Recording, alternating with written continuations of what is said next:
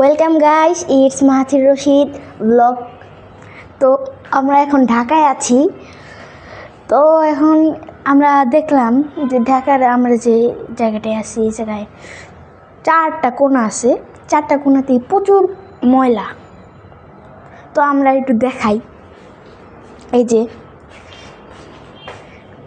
এগুলো আমরাই খেয়েছি। হ্যাঁ, আর এই যে আচ্ছা আচ্ছা, এখন ঠিক আছে, ময়লা আমরা না দেখে আমরা ময়লা পরিষ্কার করে ফেলি, কি বলো? হ্যাঁ, এই যে আমরা এটাই করে জিনিসপত্র আনছিলাম, এখন এটাই ময়লা উঠাবো। হ্যাঁ, আর একটা জিনিস, মানে আমরা যদি কোনো জায়গায় যাই তাহলে সেই জায়গাটা একটু পরিষ্কার পরিচ্ছন্নতা রাখার চেষ্টা করব। মানে আগের যে অবস্থা ছিল তার চেয়ে একটু ভালো অবস্থা রাখার চেষ্টা করব। হ্যাঁ, ঠিক আছে। আর এত নোংরা পরিবেশে থাকতে আমাদেরও ভালো লাগে না।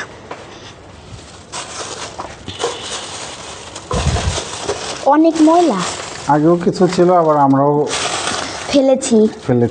এখন ফেলে সবাই, কিন্তু সবাই পরিষ্কার করে না। হ্যাঁ, ঠিক আছে। আর এটা ঠিক না। 4টা কোণায় প্রচুর ময়লা। আচ্ছা,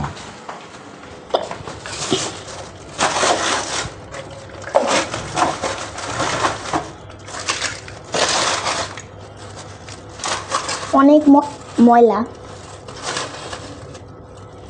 এই ময়লাগুলোর জন্য মানে দেখতেও খুব খারাপ লাগে।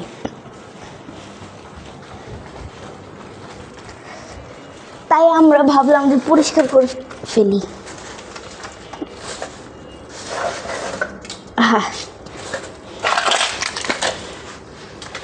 কাগজ, প্লাস্টিক,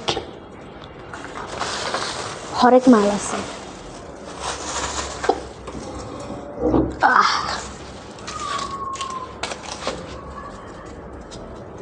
আর এগুলো পরিষ্কার করার পরে ভালো করে হাত ধুতে হবে, কারণ এগুলোতে জীবাণু আছে। সেই জীবাণু আমাদের ঠিক আছে, একটা করার দরকার নাই। ওকে, একটা করে এবার বাইরে ঝুড়ি আছে, তাহলে ঝুড়িতে তুমি ফেলে আসো। হ্যাঁ, হ্যাঁ, দুইটা সুন্দর করে নেওয়া, আবার পড়ে যেতে পারে তো। এই যে হবে নি। বাইরে ঝুড়িতে ফেলে আসো। ঝুড়িতে ফেলেছ? হ্যাঁ। আচ্ছা, তাহলে ওই তোমার এই চেয়ার দুইটা ওইখানে রাখার রহস্য কি একটু এই চেয়ার আর এই যে দুইটা মানে আমি বাড়িতে, একটু জোরে কথা বলো। হ্যাঁ, আমি তো বাড়িতে মানে মাঝখানে ঘুমাই, মানে বাবা এই পাশে, মা এই পাশে, আমি মধ্যে। এখন তো মা নাই, তো তাই এখন বেডগুলো আলাদা ছিল, তাই আমরা দুজন টানাটানি করে একটা জায়গায় আনলাম। তো আমি এখানে শুবো। এখন এদিকে তো আমার বাবা সেফ, আমি ওইদিকে গরম দিলেও পরবো না, আর এদিকে পরবো দেখে যে দুইটা চেয়ার। ওদিকে যাতে পড়বো দেখে না, যাতে পড়ে না যাও, চেয়ার যাতে তোমাকে এই যে মানে রক্ষা করে, এই যে এভাবে রক্ষা করবে। ঠিক আছে।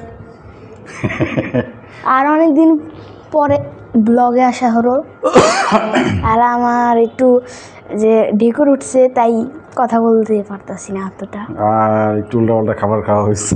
হ্যাঁ।